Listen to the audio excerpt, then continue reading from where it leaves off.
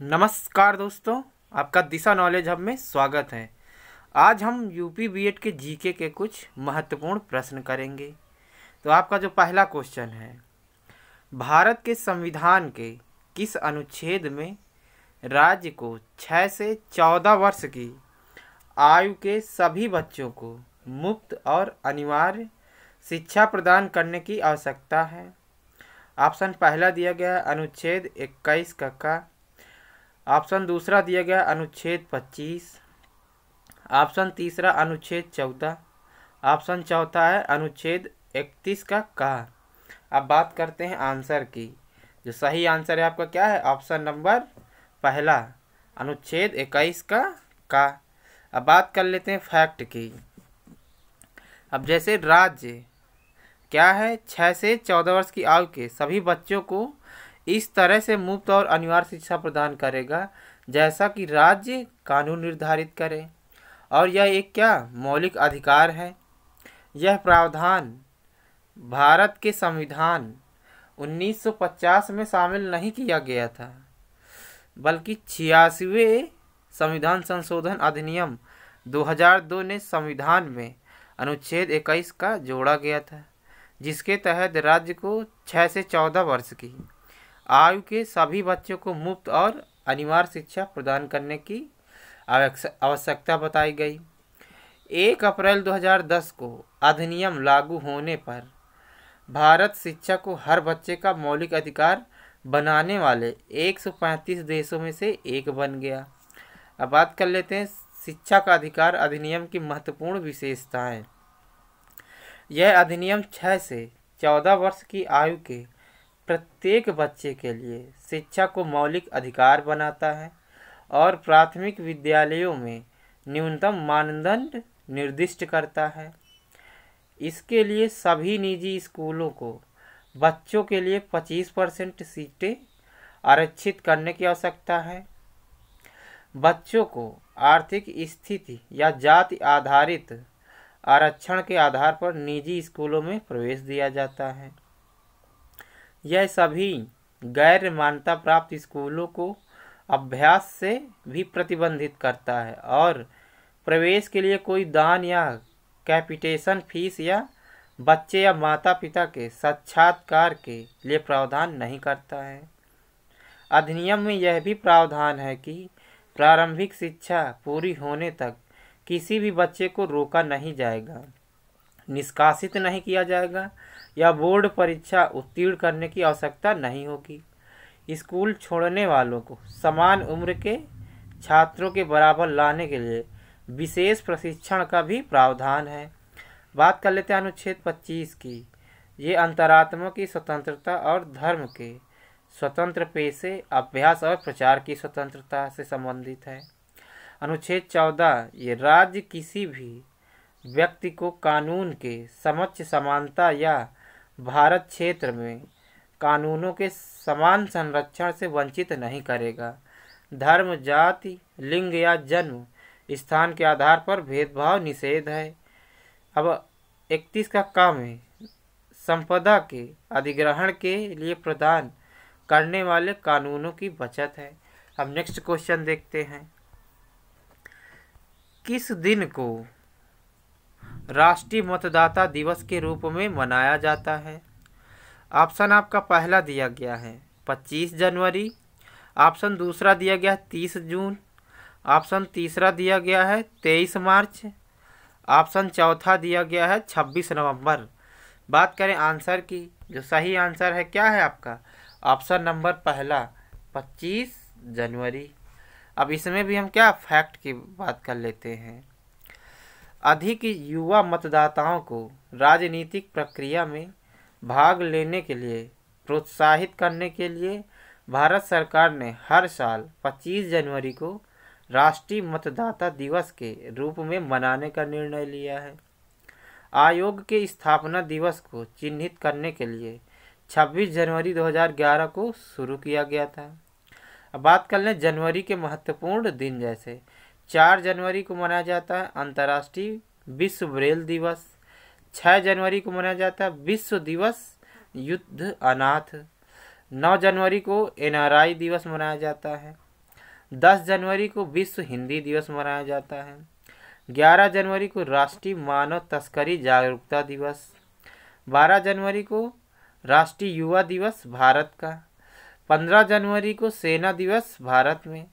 17 जनवरी को विश्व धर्म दिवस। 24 जनवरी को क्या राष्ट्रीय बालिका दिवस भारत में। और 25 जनवरी को पर्यटन दिवस और राष्ट्रीय मतदाता दिवस। 26 जनवरी को गणतंत्र दिवस। 27 जनवरी को अंतर्राष्ट्रीय प्रलय स्मरण दिवस। 30 जनवरी को शहीद दिवस। अब नेक्स्ट क्वेश्चन की बात करते हैं। डिएगो माराडोना किस देश के फुटबॉल खिलाड़ी थे? ऑप्शन आपका पहला दिया गया है अर्जेंटीना। ऑप्शन दूसरा दिया गया है स्पेन। ऑप्शन तीसरा दिया गया है पुर्तगाल। ऑप्शन चौथा दिया गया है आपका क्या ब्राज़ील। बात कर लेते हैं आंसर की। जो सही आंसर है क्या है आपका ऑप्शन नंबर पहला अर्जेंटीना। अब इसमें भी फैक्ट की बात करते हैं। इनका जन्म 30 अक्टूबर 1960 को हुआ था। 25 नवंबर 2020 को इनका निधन हो गया। इन्होंने 1980 के दशक के शीर्ष फुटबॉलर और सर्वकालिक महान फुटबॉल खिलाड़ी के रूप में इनको जाना जाता है। यह अर्जेंटीना की राष्ट्रीय टीम में से थे और इन्होंने 1986 में क्या है विश्व कप जीता था। इन्होंने अपना आखिरी मैच 25 अक्टूबर 1997 को खेला था। वह 15 साल में अर्जेंटीना की राष्ट्रीय टीम के लिए चुने जाने वाले सबसे कम उम्र के खिलाड़ी थे। इन्होंने अपने करियर में कई सारे क्लबों के लिए खेला है, जैसे है आपका Argentinos Juniors, Boca Juniors, Barcelona clubs, Napoli club, Sevilla club, Newell's Old Boys club. अब नेक्स्ट क्वेश्चन की बात करते हैं। लुइस फिलिप को किस क्षेत्र में नोबेल पुरस्कार 2020 दिया गया? ऑप्शन पहला आपका दिया गया है भौतिक विज्ञान। ऑप्शन दूसरा दिया गया है रसायन विज्ञान। ऑप्शन तीसरा दिया गया है शांति। ऑप्शन चौथा दिया गया साहित्य। बात करें आंसर की, जो सही आंसर है आपका क्या है ऑप्शन नंबर चौथा साहित्य। अब इसमें भी फैक्ट की बात कर लेते हैं। इन्होंने अपनी अचूक काव्य आवाज़ के लिए यह पुरस्कार जीता। खूबसूरती के साथ व्यक्तिगत अस्तित्व को सार्वभौमिक बनाता है। लुइस ग्लिंक नोबेल पुरस्कार जीतने वाली 16वीं महिला है। इन्होंने पुलित्जर पुरस्कार, राष्ट्रीय पुस्तक पुरस्कार भी जीता है। बात करते हैं नोबेल पुरस्कार की। तो नोबेल पुरस्कार को दुनिया में बौद्धिक उपलब्धि के लिए दिया जाने वाला सबसे प्रतिष्ठित पुरस्कार माना जाता है। इसे 6 श्रेणियों में प्रदान किया जाता है। पहला है भौतिक विज्ञान, दूसरा है आपका रसायन विज्ञान, तीसरा फिजियोलॉजी या चिकित्सा, चौथा है आपका साहित्य और शांति, पांचवा है आपका क्या है अर्थशास्त्र, और जो छठा है आपका क्या है शांति है। अब नेक्स्ट क्वेश्चन की बात करते हैं। कौन भारत का सबसे बड़ा भाषाई समूह है? ऑप्शन पहला दिया गया चीनी तिब्बती। ऑप्शन दूसरा दिया गया ऑस्ट्रियाई। ऑप्शन तीसरा दिया गया इंडो आर्यन। ऑप्शन चौथा दिया गया द्रविड़। बात कर लें आंसर की। जो सही आंसर है आपका क्या है ऑप्शन नंबर तीसरा इंडो आर्यन। अब बात करते हैं फैक्ट की।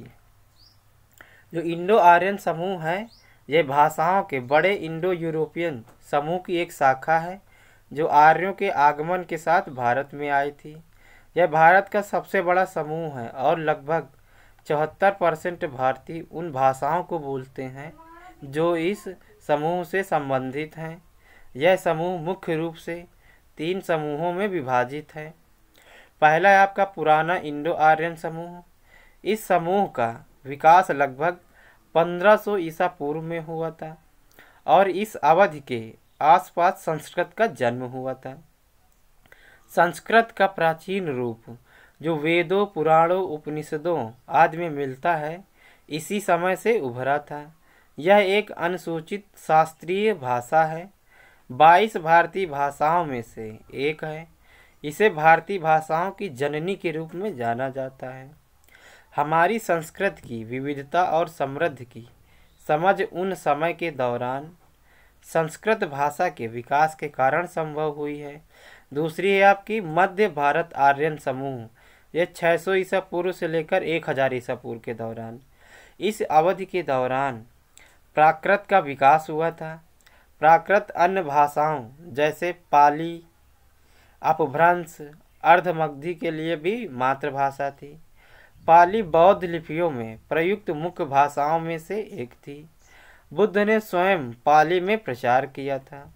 अब तीसरी है आधुनिक इंडो आर्यन समूह। इस समूह की भाषाएं हिंदी, असमिया, बंगाली, गुजराती, मराठी, पंजाबी, उड़िया, उर्दू आदि हैं। इस समूह के तहत विकसित भाषा मुख्य रूप से भारत के उत्तरी, पश्चिमी और पूर्वी हिस्सों में बोली जाती है। बात कर लेते हैं अब चीन तिब्बती समूह। इस परिवार के अंतर्गत आने वाली भाषाएं मंगोलाइड परिवार की हैं और पूरे उत्तर बिहार, उत्तर प्रदेश, असम और उत्तर पूर्व में फैली है। ये भाषाएं इंडो आर्यन भाषाओं से पुरानी मानी जाती हैं और इन्हें सबसे पुराने संस्कृत साहित्य में किरातों के रूप में जाना जाता है। अब तिब्बती बर्मन, तिब्बती, उत्तरी असमिया, बर्मन, मणिपुरी इस श्रेणी में बोले जाने वाली सबसे आम भाषाएं हैं। श्याम देश की चीनी, आहोम इस श्रेणी में बोली जाने वाली भाषाओं में से एक है, लेकिन यह पहले ही विलुप्त हो चुकी है। बात करते हैं ऑस्ट्रियाई की। ये मुंडा या कोल समूह द्वारा बोले जाने वाली भाषाएं हैं और मध्य, पूर्वी और पूर्वोत्तर भारत में बोली जाती हैं। संथाली, संथाली समूह द्वारा बोले जाने वाली एक महत्वपूर्ण भाषा है और झारखंड, बिहार और बंगाल जैसे संथाल आदिवासियों के बीच में आम है। अब बात करते हैं द्रविड़ियन समूह की। समूह में मुख्य रूप से भारत के दक्षिणी भाग के दौरान बोली जाने वाली भाषाएं शामिल हैं। इस समूह में लगभग 25% भारतीय आबादी शामिल है। प्रोटो द्रविड़ ने 21 द्रविड़ भाषाओं को जन्म दिया। अब नेक्स्ट क्वेश्चन की बात करते हैं। कंप्यूटर की स्थायी मेमोरी कौन सी है? ऑप्शन आपका पहला दिया गया है रैम, ऑप्शन दूसरा दिया गया है रोम, ऑप्शन तीसरा दिया गया है सीपीयू, ऑप्शन चौथा दिया गया सीडी रोम। बात कर लेते हैं आंसर की। जो सही आंसर है आपका क्या है? ऑप्शन नंबर दूसरा रोम। अब इसमें भी क्या फैक्ट की बात करते हैं। जो रीड ओनली मेमोरी है ये कंप्यूटर सिस्टम में एक स्थायी मेमोरी होती है और कंप्यूटर सिस्टम रोम पर कोई डेटा नहीं लिख सकता है। अब बात करें रैंडम एक्सेस मेमोरी, एक कंप्यूटर डेटा स्टोरेज का एक रूप है जो वर्तमान समय में उपयोग किए जा रहे डेटा और मशीन कोड को क्या है स्टोर करता है। अब बात करते हैं सीपीयू की। यह एक महत्वपूर्ण घटक है जो अन्य निर्देशों और गणनाओं को संभालता है जो इसे कंप्यूटर के अन्य घटकों और बाह्य उपकरणों से भेजे जाते हैं। बात कर लेते हैं सीडी रोम की। इसका फुल फॉर्म होता है compact disc read only memory. CD ROM एक सीडी है जिसे एक ऑप्टिकल ड्राइव के साथ कंप्यूटर द्वारा पढ़ा जा सकता है। अब नेक्स्ट क्वेश्चन, प्रायद्वीपीय भारत की सबसे लंबी नदी कौन सी है? ऑप्शन आपका पहला दिया गया है नर्मदा, ऑप्शन दूसरा दिया गया है गोदावरी, ऑप्शन तीसरा दिया गया है कृष्णा, ऑप्शन चौथा दिया गया महानदी। बात करें आंसर की। जो सही आंसर आपका क्या है? ऑप्शन नंबर दूसरा गोदावरी। बात कर लें फैक्ट की। इसे दक्षिण गंगा भी कहते हैं। यह पश्चिमी घाट में त्रयंबक पहाड़ी से निकलती है और महाराष्ट्र में नासिक जिले से गुजरती है और बंगाल की खाड़ी में गिर जाती है। इसकी सहायक नदियाँ महाराष्ट्र, मध्य प्रदेश, छत्तीसगढ़, उड़ीसा और आंध्र प्रदेश राज्यों से होकर गुजरती है। यह 1465 किलोमीटर लंबी है। इसका जल ग्रहण क्षेत्र 3.13 लाख वर्ग किलोमीटर में फैला है। बात कर लेते हैं नर्मदा की। इसका संस्कृत में अर्थ होता है आनंद देने वाला। यह नदी भारत के मध्य प्रदेश और गुजरात राज्य में स्थित है और जो इसकी लंबाई है क्या है 1310 किलोमीटर है।